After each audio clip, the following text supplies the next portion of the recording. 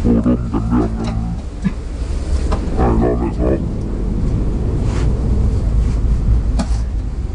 รับตอนเช้าก็เจ้าก็ลุกหนึ่งพอแต่เชื่อกับเจ้าเนาะ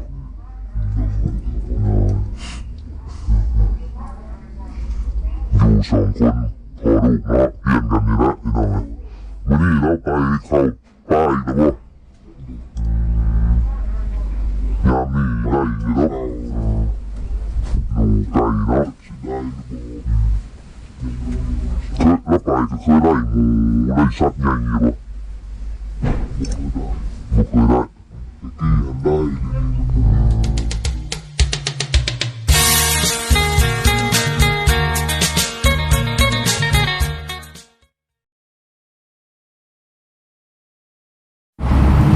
เอาเนาะพี่น้องหลังจากที่เข้าไปหาทั้งน้องหัวน้องจันเพิ่นมาเนาะ สบายดี โดยสบายดีเอาทักทายกับสบายดีนะพ่อแม่พี่น้อง FC เบิร์ดจิกุสู่คนเนาะบ่ว่าอยู่ในและต่างประเทศจะยินดีต้อนรับเข้าสู่ช่องบ่ไรคือเก่าพี่น้องพบเจอกันอยู่บ้านน้องสอนคือเก่าพี่น้องโอ้เฮ็ดแล้วเนาะหัวเนาะสวนพักปลูกยังน่ะ ปลูกยังบ่ได้ปลูก ยังบ่ได้ปลูกยังบ่มีในพักได้เบิ่งได้บ่คลิปนะ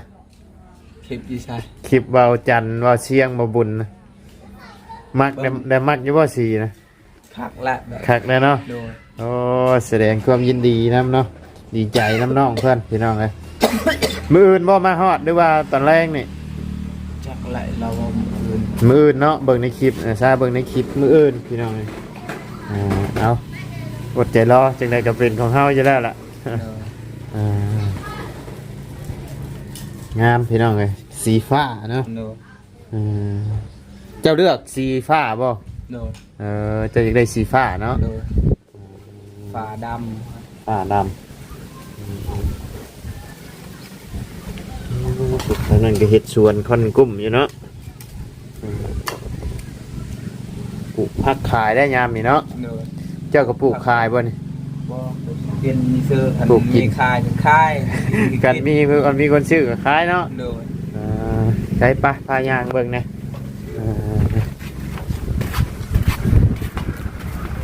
น้องจันเห็นโอ้งามน้องจันปะ โอ้ยแต่สิงานดำเลยตาม รถเด้เฮรถเด้ งามเหรอปะ พอได้ขี่พอ โอ้เป็นเนาะจะเห็ดเนาะโอ้ใช่คือเบิ่งในคลิปเบาเสียงคือจังว่าอีหยังอันคือว่าเพิ่นบ่ให้ปลูกบ่ฮะ ยับมาแล้ว ยับเลยบ่ตะกี้อยู่พุ่นบ่ โดยทุนเด้เป็น มันเลยของเจ้ามันบ่แม่นของเจ้าเนาะโอ้คักกะดีนี่เนาะอันนี้ก็บ่มีแนวบ่มีดินมาถมเนาะ มันเป็นคุมยังไงนี่นะ คุมเฮาคุดเองคิดว่าเฮ็ดห้องเวท อ๋ออันนี้ บ่ได้จ่ายอีกทอง อ๋อ บ่ได้เฮ็ด เลยบ่ได้เฮ็ด โดย ก็เลยไปเฮ็ดอยู่พุ่น โดย อืม ก็เลยพัน อื ยัง ม ไม่ตอกไม่ยังแล้วก็จูดแล้ว เออ ได้เป็นขี้พุ่นอีก เอ ไม่ใช่ ได้ใส่อันนี้ชับบัดนี้เนาะก็กล้วยนี่ก็สิได้ตัดออกได้นี่เนาะ โดยตัดหมดแล้ว2ต้นแล้วก็เมียนอีก2ต้นทุนตัดแล้วมาพี่น้อง โอ้คือบ่ปะให้มันแก่ก่อน มันถึกแล้วถึกไฟแล้ว มันถึกไฟแล้วมันใหม่เนาะ ดำแล้ว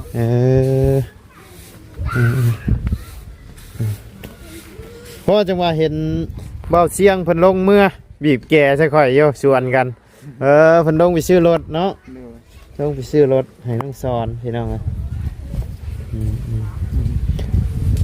ข่อยก็หาสิเห็นคลิปนะข่อยก็โอ้ขอมืออื่นเนาะเพิ่นขึ้นมาแต่ว่าทางบ่บุญเพิ่นบ่บุญบ่จันทร์เดินทางมื้อนี่แหละพี่น้อง โดย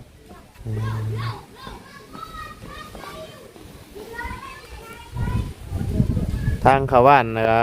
เขาว่านน้องหัวก็โอ้เปื้อนเลยดิ โดยมีขี้ตม มีแต่กี่ตบ คอยมูนันเต็มขยะ อ้ายแพ้เขาตั้งแต่ทางเขาว่านนั่นแหละ โดย ก่อนสิไปเด่นสาวก็น้องต้องสอน เด้อ แพ้เขาตั้งแต่ทางเขาว่านนั่นแหละพี่น้องเลยทางมันเนี่ยผ่านไปย่ามมื้อเว้นนี่ใครอยู่ย่ามมื้อคืนนี่โอ้ อืม แห้งลำบากพี่น้องเลยใครดอกใครดอกน้อง ยุ่ง น้อง ก็ยุ่งสมอง เขาแชทมาหาค เอ อ อย ว่า เออเพิ่น น้องซ้อนไปจีบน้องหัวเด้อ เออ น้องซ้อนไปจีบน้องไม้ตายจนไม่นัวเล เอย ออ๋อ FC เขา โอ้ทาง FC เพิ่นแชทมาบ่ โดยเขา ให้ ว่า มีน้องไม้กับน้องกับน้องกับกับกับน้องจันเนาะ เฮ้ยจังจะได้ไร เออ จะได้จีบคนนั่นคนนี้ขยันโอ้ยคอยจนปวดหัว แต่ว่างใจได้ชาใจได้ชาไปทางใดใจ หนึ่งบอกว่าจีบน้องไม้เด้อเป็นคนขยัน หน่อย ก็เหมือนมาจีบน้องจันเด้อเป็นคนขยัน เลยก็ว่า โอ้ยเขาคือคิดว่าเขาไม่ได้มากคมดอกเคยว่าใช่ไหม อ่าอืมเอาก็ลอง เป็นหมู่เป็นคู่ซื้อเคยว่า อ่ะเนาะก็ลองจากเป็นโมก็ลองคบลองคุยลองคบหากันเบิ้งเนาะผู้ใดคิดว่าเฮาคุยแล้วเฮาไปกันได้ก็ลองเบิ้งเนาะกันไปกันบ่ได้ก็เป็นหมู่เป็นคู่กันนั่นแหละหักแพงกันเนาะ คู่และดี โดยมันเฮาฮู้จักในนามที่หมู่คู่เนาะ โดย ทางเบิ่ง อยู่บอก งาม งามสำนีเนาะ คักแล้วนี่สิปลูกพักหยังแน่นี่ ยังบ่มีผักสิปลูก ในใจนะว่าอยากปลูกพักหยัง ปลูกผักกาด ปลูกผักกาดผัก หอม ผักหอมเนาะ ผักเบา ผักบัว บัว ผักโบว่าอันจาเนาะ ทางนั้นก็สิปลูกคือกันได้ทางนั้นกันเนาะ โดย มันจึงงามเนาะบริเวณมันบ่งาม แมน เอาบ่ได้ยิน แมนเอาเห็ดก็ใครก็เฮาไปซื้อเพิ่น โดย ใครดอกน้องสอนเห็ดเป็นบัตรยางเยอะ เป็นซ้ำเฮานี่แล้ว ได้แล้วสำนี้เก่งนะสำนี้กันข่อยยังบ่ปันใดได้ข่อยนี่ บ่ดอกพอได้แต่ซ้ำนี่แล้ว ทางลุงเฮิมกับมานี่บ่ โดย ไปพุ่นคือกัน เราไปอยู่เพื่อนลาน้อย โอ้ ถ่า ไป ยซองอยู่พุ่น ไป เรามาบอกเมื่อกี้นี้ โอ้ บอกทางบาวบุญนะเด้อแล้วไปมาพุ่นยันบาวบุญไปก่อนเด้ โอ้โอ้เพิ่นไปกับไผ ผมทางลุงเฮิมนะ แม่น เราไปกับบาวบุญบันปลา บ่ที่ว่าอันเพิ่นไปพุ่นน่ะนะ ของกับบาวเคยลา เคยหล่าคือเห็นขี่ลงพุ่น เราไปกับโอ้เราไปกับบาวยังนะ กับจานลาวบ่ เออ อืม คือจับที่ขาว เออ วันนั้นแหละ เออเออเอาเนาะ โดย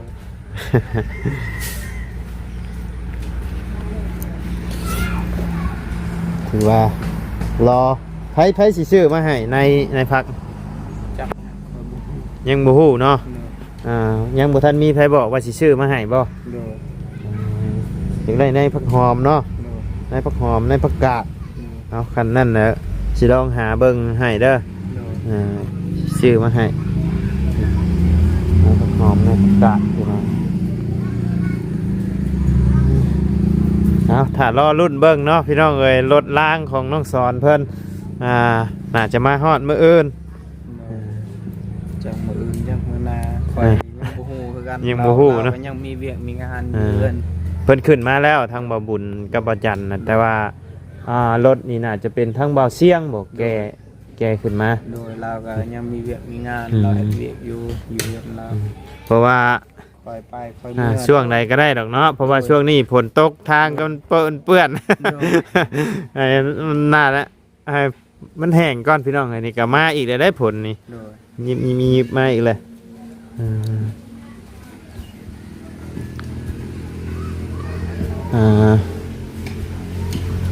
้าไปเฮือนน้องจัน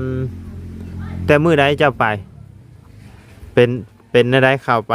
เฮือนน้องจันกับแปลกหูแปลกตาอยู่เนาะ งาม ก็ยังขะบ่แม่นพาไม่ชรานี่สีเดียวกันเด้อบ่แม่นแน่เนาะกับเพื่อนเจ้าสีเดียวกันเด้อแต่ว่ายังขาดแต่น้ำเพื่อนน้องจันเพิ่นพี่น้องเอ้ยพังเบิ่ง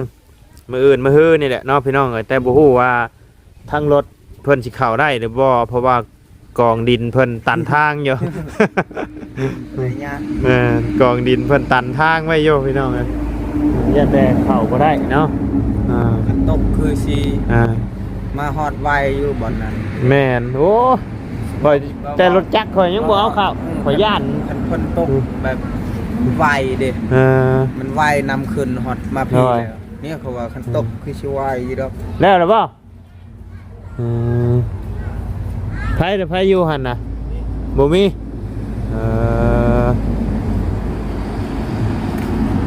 ตกโอ้ทาง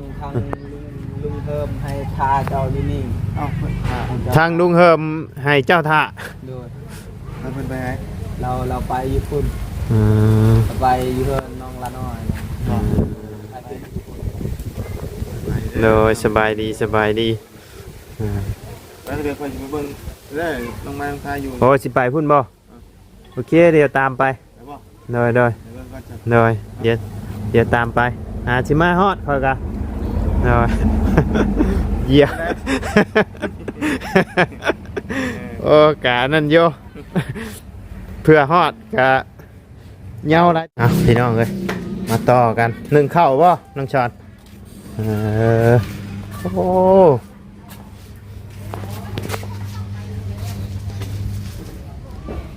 เป็นเบิดชย่างเนาะ1เข้าเป่าไพ่สบายดีเงินเก่าหันแหละยังบ่ทันจบอยู่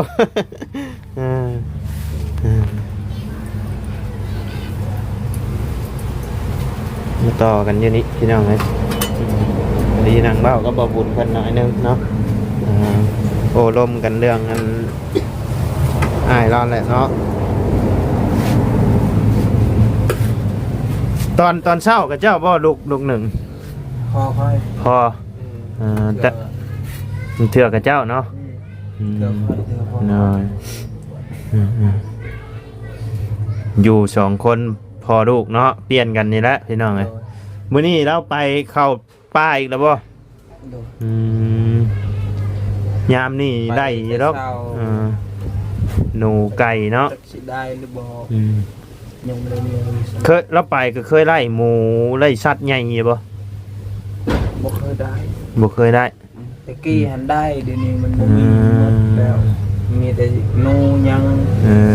ได้สำพอได้กินนกยังนะโดยสำนั้นพอได้กินอยู่เนาะเป็นนกเป็นหนูยังน่ะได้เนาะหนูได้คักหนูคันหนูวายนี่แห้งแซ่บลาบก็เข้าก็ชอบเรื่องนี้จักเดือนเบิดกิน2คนเดือน1 2เดือนนึงละเดือน1 2เดือนเพิ่นได้เนาะเดือนปลายเจ้านี่มีไอ้น้องกันจักคนนะ3 คนเจ้านี่เป็นลูกหลานเนาะเจ้ามีเอื้อยแล้วก็มีอ้ายเจ้านี่เป็นลูกหลานสมมติว่าเอาลูกเอาเมียก็เอามาอยู่เฮือนเลี้ยงพ่อได้แบบนี้เนาะแต่ว่าทั้งแม่เจ้านี่เพิ่นเสียบ่หรือว่าเลิกกันเสียแล้วเนาะโอ้ตายเพิ่นเสียได้จักปีแล้วประมาณจักแต่ค่อยยุยัง2 ปี3 ปีโอ้ตั้งแต่เจ้ายังน้อยยังบ่ฮู้จักยังบ่จื้อฮอดหน้าพ่อยังบ่จื้อฮอดหน้าแม่นะเนาะโดยค่อยเวลาแม่ค่อยตายค่อยยังถามหาแม่ค่อยคือกันค่อยก็แม่เสียตั้งแต่ยังน้อยๆโหยัง บ่ฮู้คนหน้าแม่เลย พอเขาว่าว่าแม่ตัวตายแล้ว อืม เขาว่าเขาบ่เชื่อนะ อืม แม่คอยยันไป อืม ไปแบบไปลิ้นเฮือนไอ้น้องไปอยู่บ้านนั้น อ่า ไปอยู่บ้านนั้นบ้านนี้ยันแม่คอยไปปะแน่นั้น อืม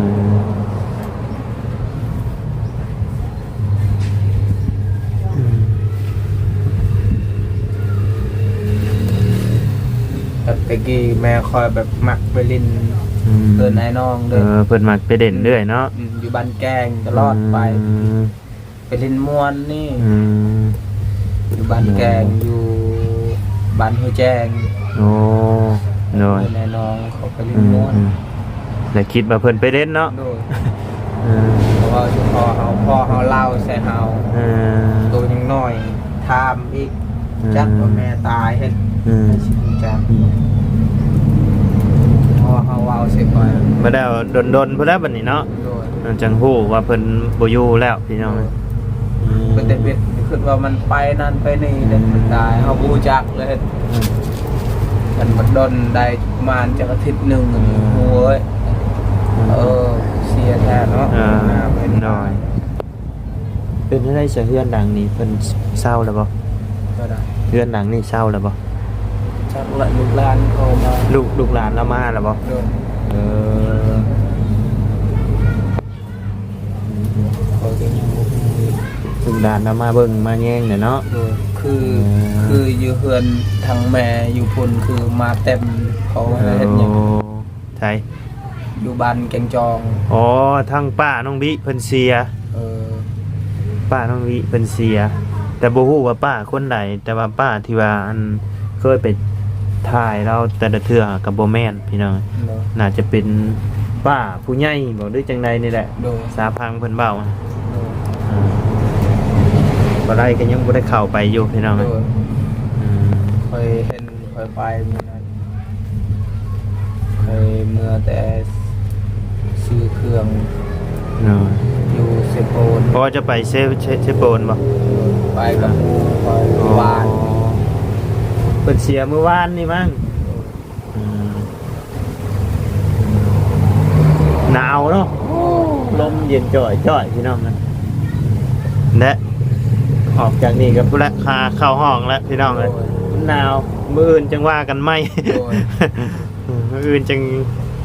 ลุยเวียกลุยงานต่อพี่น้องไอ้ผลกันมีเงียบอยู่เนาะ โดย ป้าสาน้องสอนมีแต่ว่าโดยสบายดีเด้อเนาะ ขอบใจและ FC ทุกคนที่ โดย มาเบิ่งมาแยง โดย ขอให้สุขภาพแข็งแรงขอให้สุขกายสบายใจและก็สมอายนำที่ โดย มาแวะเวียนเยือนคอยก็ โดย ดีมีแรงหมดทุกคนเด้อสาธุ ถูกเนาะอ้ายก็บ่ได้ชื่อหยังมาฝากจ้ำ โอ้ยบ่เป็นหยังดอกมาเล่นมะม่วง โดย แม่นนี่แล้ว มื้อหน้าก่อนสิชื่อมาฝาก ชื่อตลอด โดที่มีย เล่นมะม่วง มา ดีใจ ก แล้ว ลายมานี่เลย โดย บ่ได้ชื่อหยังมาฝาก ดีใจแล้ว โดยมื้อหน้าก่อนเนาะ โดย มาแสดงความยินดีน้ำน้องสอนเพิ่นพี่น้องเอ้ย บ่เป็นหยังดอก โดย มาเล่นมะม่วงค่อยก็ดีใจแล้ว โดยหักแพงกัน โดย ไอ้น้องเนาะ โดย ไปมากับแบะหาน้องเพิ่นพี่น้องเลยอย่างรถหัวรถหยังพอได้แบะหาน้องเพิ่นได้ ป้าสะอ้ายกลับก่อนเด้อบัดนี้เด้อโดยสบายดีเด้อเนาะป้าพี่น้องเอ้ยสำหรับคลิปนี้ทั้งบ่ไลก็สิได้ขอจบคลิปปิดคลิปลงไปเพียงสำนี้ก่อนเด้อพี่น้องเด้อขอบคุณพ่อแม่พี่น้องและ FC เบิร์ดสุขุสุขคนเนาะที่เข้ามาติดตามนะครับชมทั้งซ่องบ่ไลเนาะถ้าบ่ไลเว้าหยังบ่ถึงบ่ต้องบ่จบบ่งามก็ต้องขอโทษขออภัยนำพ่อแม่พี่น้องและ FC เบิร์ดสุขุสุขคนเนาะสำหรับคลิปนี้ไปแล้วพี่น้องสบายดีเด้อ